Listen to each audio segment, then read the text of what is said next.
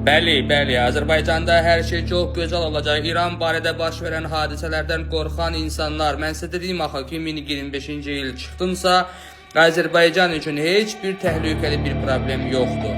Amma İran, bəli, İran çox böyük bir faciələr yaşamağa davam edəcək. İran üzərində qırğın, gərginlik, İranın vurması, İran yəni bəzi bizdən başqa ölkələrində baş verəcək hadisələr, İrana görə başqa ölkələrin bu savaşa qatılmaq kimi bir çox şeylər, ssenariyo mən demişdim. Bəli, bunlar baş verəcək. Amma Azərbaycan üçün heç bir qorxu bir şey yoxdur. Hər şey Azərbaycan üçün super olacaq.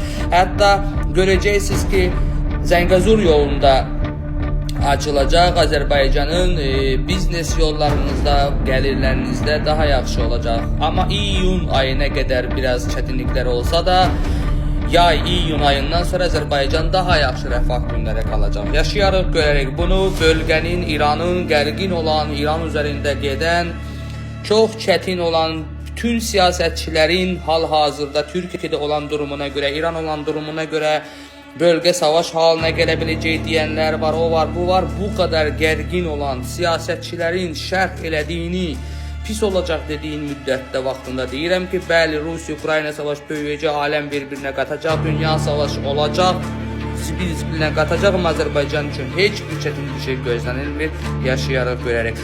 Dünyada nə olacaqsa qarşı durmalar, gərginliklər, alovlar olacaq, oralar qırılacaq, amma hər şey Azərbaycan istəyəcək olacaq. Baxarıq, yaşayaraq görərsiniz. Bunu mən sizə deyirəm. Zəngəzuru da, yolun da bu çətin günlərin, bu bölgədə qarşı durmaların olan müddətdə bu söz deyirəm. Zəngəzur yolu inşallah açılacaq. Ha belə sərhədlərində açılacaq.